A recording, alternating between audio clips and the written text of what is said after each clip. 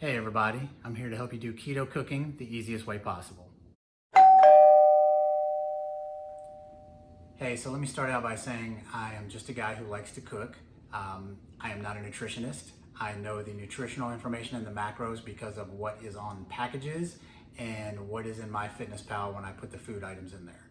So speaking of MyFitnessPal, if you don't have that or an app that you like to use to track your food intake, keto really isn't going to work for you.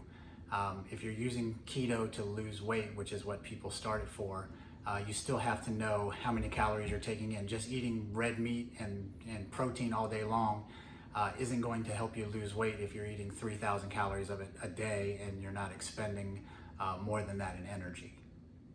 Okay, so today what we're going to do, we're going to start with breakfast, of course.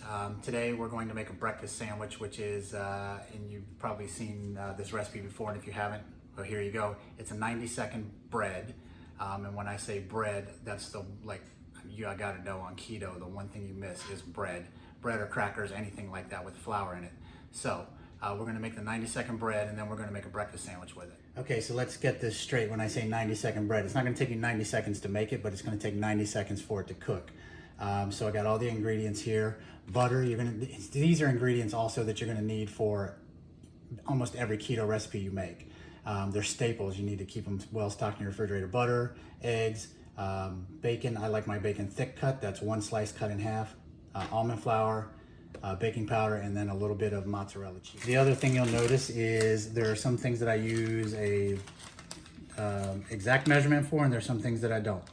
This is a teaspoon of butter that needs to be melted, so we're just going to melt that real quick. Okay, so our butter's melted, and now we're going to put in the almond flour. Approximately a tablespoon, mine's a heaping one. There we go. And then we're also going to put in the egg. So just remember to let your butter cool for a second, just so you don't scramble the egg. You don't want the butter too hot, just enough to melt it. But there we go. And now we're just going to whisk it together. I just use a fork. So pretty simple. Butter, almond flour, an egg. Oh, and don't forget your exact measurement of a quarter of it or an eighth of a teaspoon of baking powder. That's my exact measurement. So again, put this all together. By the way, the container that you use to make the bread in, I mean, if you want it round, square, whatever, but this just happens to be my favorite, and this one, through trial and error, works the best for me. So there we go. We got it all whipped together. I timed this. It took us about a minute and a half. So it's going to go in the microwave for 90 seconds.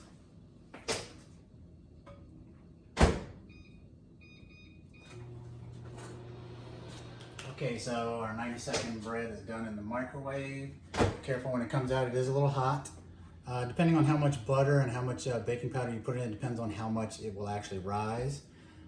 This one, not too bad. I'm going to let it cool down for a few minutes, and then we're going to toast it. I'm gonna go ahead and cut this, and you can hear the bacon frying in the background. And we're gonna toast this right. We're gonna do everything in the same pan. Okay, so my bacon's done, and while we're talking about bacon, let me ask you all, because my wife and I are on each end of the spectrum. She likes her bacon extra crispy. I like mine just a little bit flimsy, so I don't know what you like, but we've got bacon grease still in the pan. We're gonna go ahead and cook our egg. And then we're going to toast our bread. So this will be just another minute and we'll be all good to go. A little pepper on there, and I like to obviously break the yolk because it's going on a sandwich. So we'll just do that.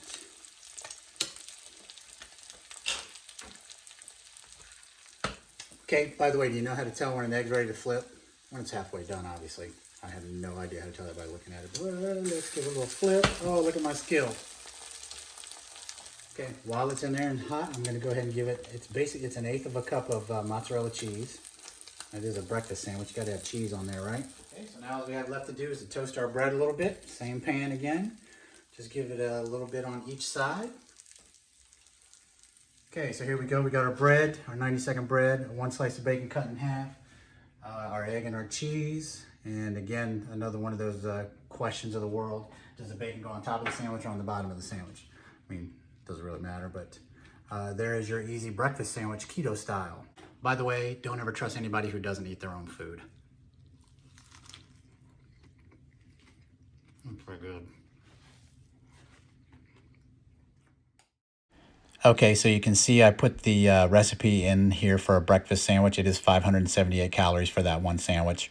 It can be less than that if you want to take the bacon off of the cheese. I'm not sure, but it fits the profile for keto as far as protein, carbs, and fat go. So there's your breakdown of MyFitnessPal for the carbs, the protein, and the fat.